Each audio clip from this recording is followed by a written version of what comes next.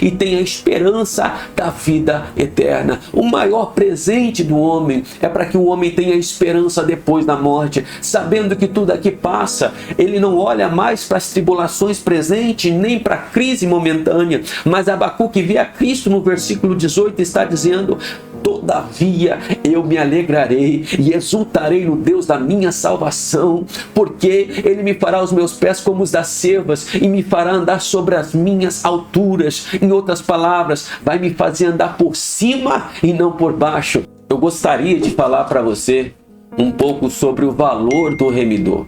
O que é o remidor na Bíblia? E para falar muito bem sobre isso, é importante a gente ir até a história de Ruth, aonde uma moabita que estava no meio do povo de Israel, não pertencia a este povo, mas era uma parente próxima do falecido de Noemi, isso é, da sua sogra. Então ela era nora de Noemi e agora ela decide peregrinar com Noemi para a terra aonde Noemi morava. Então Noemi, vendo que havia fome, perdendo seus filhos, ela volta para Israel e agora Ruth não larga dela. Porém, em Israel, as duas estão desamparadas, ainda mais que elas não poderiam achar emprego naquela época. Agora, a palavra do Senhor ela vai dizer que Ruth ela vai atrás de mantimento, buscando no campo de alguém espigas, aquilo que sobrava do campo para poder trazer para sua casa e sustentar tanto ela quanto também a sua sogra.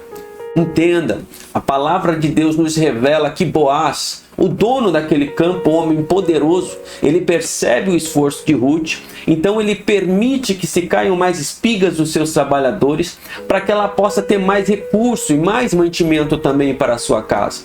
Ele vê o esforço e o valor daquela jovem, que não só era bela, mas também esforçada, e não sabendo que havia um propósito de Deus, quando Noemi ela manda que Ruth ela vá até os pés de Boaz e explicar que ele venha a ser o seu remidor. Ele entende, segundo a lei, que sendo o parente mais próximo do falecido, ou seja, do seu antigo marido, ele tinha o dever de ser o remidor de Ruth, ou seja, amparar a Ruth, resgatar a Ruth, salvar ela da sua situação de dificuldade financeira e poder amparar ela segundo a lei, para que ela pudesse ser honrada e também privilegiada com a herança que deveria entregar Boaz para ela, ou seja, repartir a herança que ele tinha com Ruth também.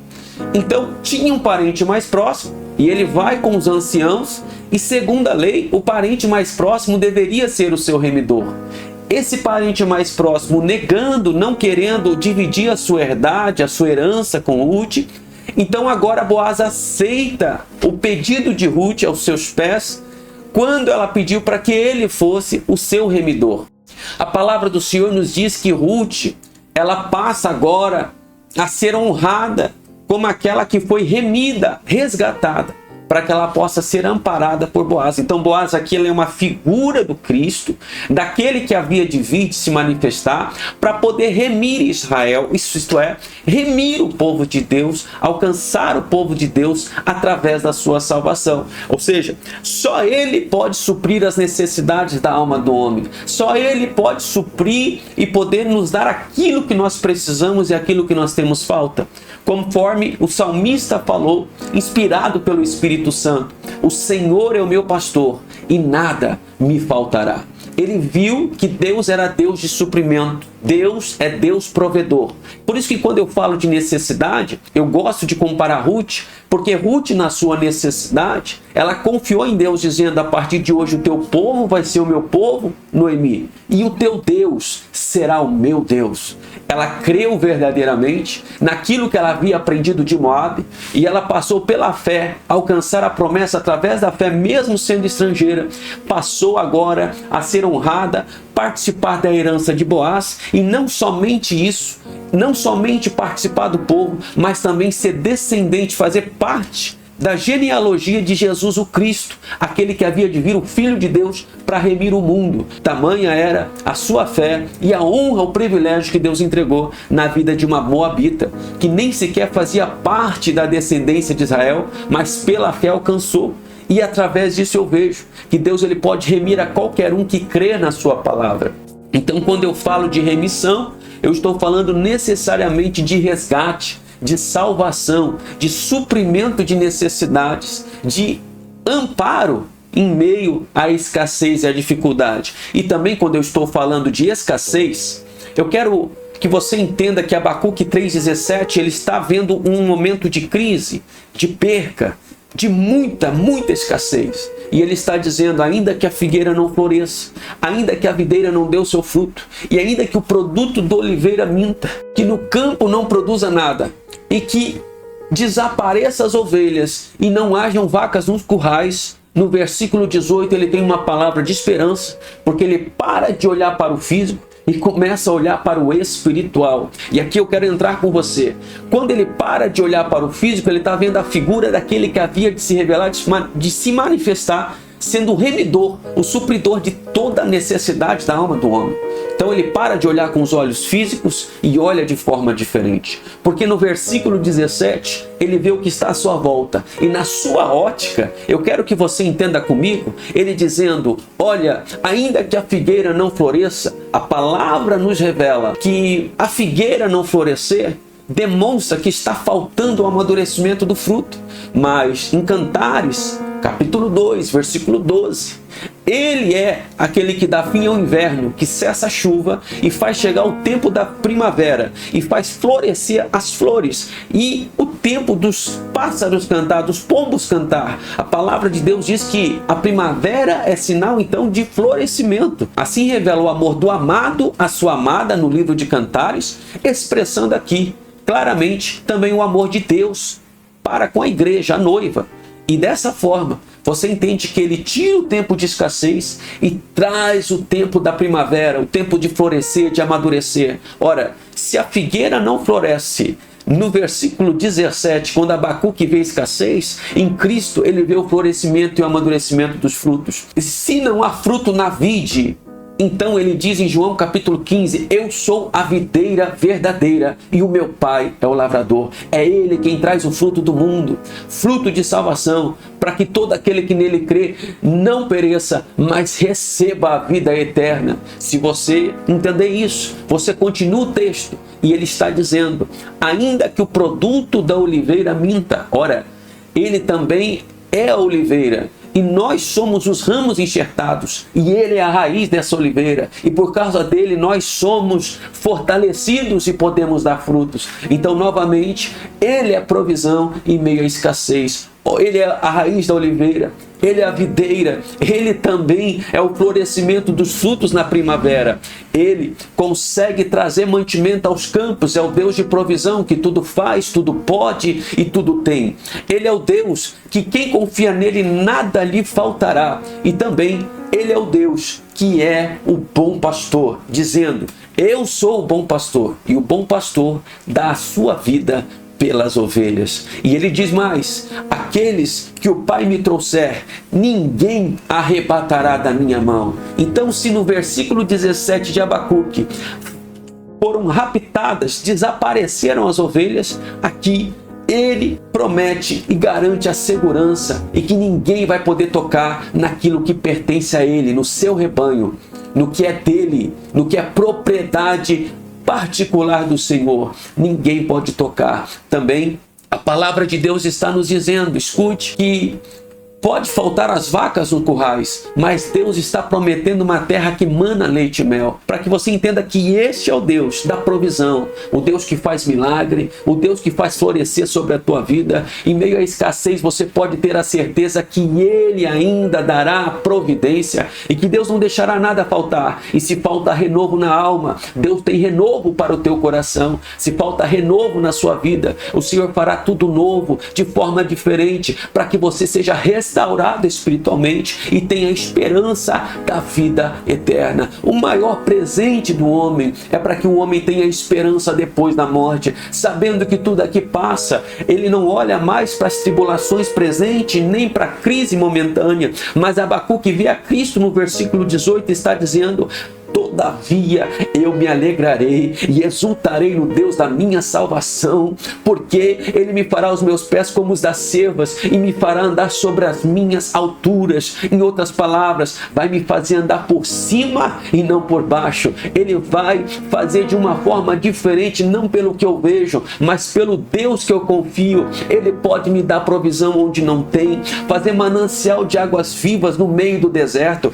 Deus é o Deus que faz, que opera naquilo que eu creio, não por aquilo que eu vejo, mas por aquilo que eu creio. No versículo 18, ele olha para a figura de Cristo, que ainda não está manifestado como homem, mas que vai se apresentar diante do povo de Deus, que crê na sua palavra, e todos quanto creem serão feitos filhos de Deus, conforme João capítulo 1. Então, se você crê nessa promessa, você também é participante do reino. E agora, quando eu falo de reino, eu quero dizer que ele tem um reino e ele também é sacerdote. Por isso, ele pode cumprir os dois ofícios perfeitamente segundo a lei, e ele pode fazer isso para resgatar a minha e a tua alma. Porque segundo a lei de Levi, segundo a lei de Arão, do sacerdócio araônico, não era possível você ser rei e também sacerdote. Perceba que da tribo de Levi podiam ser levitas e sacerdotes, mas da tribo de Judá, Davi se tornou rei de Israel.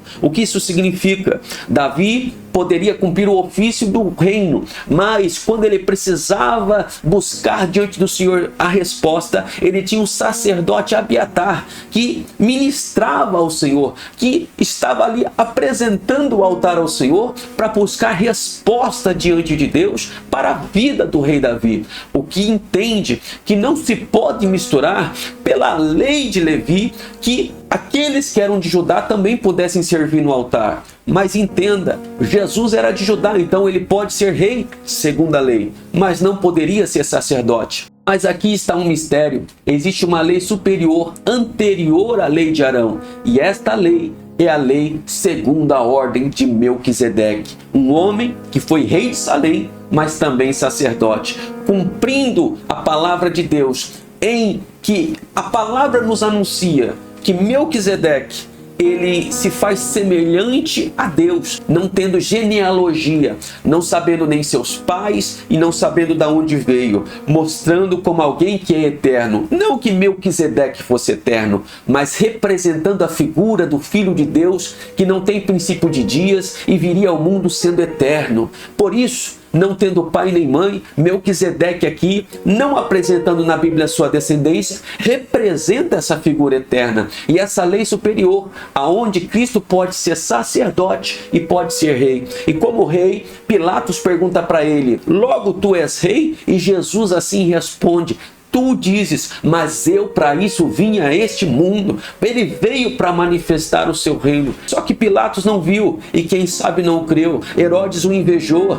Os romanos então escarneceram dele e os judeus duvidaram, não creram na sua palavra. Mas nós que cremos, é o poder de Deus revelado para a igreja, porque nós cremos no poder da salvação e no reino que ainda vai se apresentar por meio de Cristo. Morreu por nós, mas Deus o restaurou, o colocou à direita de Deus e colocou o seu nome acima de todo nome, para que toda língua venha confessar a Deus e todo joelho venha se dobrar perante Ele. Então Deus o exaltou soberanamente, e é por causa deste nome que você pode ser curado, é por causa deste nome que você pode ser renovado, por causa deste nome você pode ser remido e você pode ser salvo, a sua alma pode ser alcançada para o reino de Deus, como aquele homem da cruz que pôde inaugurar o paraíso, e Jesus disse: ainda hoje estarás comigo no paraíso. Você crê no reino de Deus revelado e que as portas estão abertas para você? Jesus, na verdade, tem um reino e serviu ao sacerdócio perfeitamente, sendo o sacrifício perfeito aceito na cruz para perdão dos nossos pecados. Então ele fez a expiação e também é o nosso mediador, nos dando total acesso ao Pai. porque não há mais divisão entre o pecado, por aquele que nos redimiu, nos perdoou, e por causa dele, pelas suas pisaduras, nós fomos sarados. É por causa de Cristo que você tem a esperança da salvação. É por causa de Cristo que você tem a certeza de um galardão eterno. É por causa de Cristo que agora nós temos total acesso, e como um sacerdote perfeito, ele intercedeu pelo povo, e pelo seu preço da cruz, ele pode agora nos alcançar a vida eterna. E também, servindo no altar, ele pode ser rei, nos oferecendo um reino, o reino que nos está preparado desde a fundação do mundo. Você tem a certeza que este que é rei e sacerdote, segundo a ordem de Melquisedeque,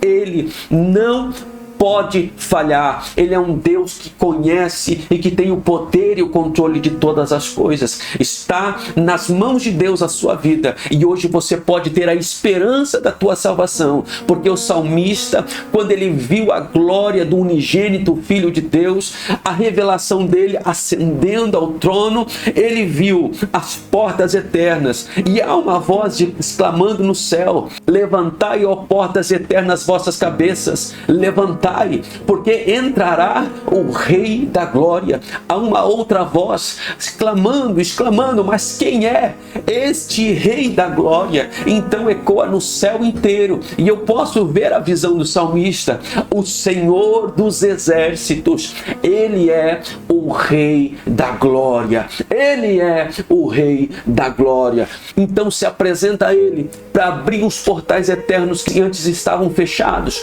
porque só pode entrar o reino alguém que um dia saiu, e Jesus falou: ninguém conhece o céu senão aquele que desceu do céu. Veio uma vez para a terra como homem, mas subiu novamente como Deus. Quando ele sobe, os portais têm que se abrir para que entre o Rei da Glória. O salmista vê a manifestação da entrada de Cristo na glória, e nós podemos entender uma coisa, que quando ele abriu os portais eternos, ele deixou essas portas abertas para que a igreja também possa passar por ela. Para você que crê no poder de Deus, para você que crê na salvação, você pode entrar por estas portas eternas, você pode entrar neste lugar preparado que o Senhor tem para a sua igreja, para todo aquele que vencer e acredita que depois da morte herdará o reino de Deus. Nós estamos aqui por um momento, mas logo logo há de se revelar o melhor da igreja. A sua noiva vai participar das bodas do Cordeiro, e aquela que foi remida, aquela que foi salva pelo seu remidor, então ela vai ser amparada para sempre, e a sua alma será suprida de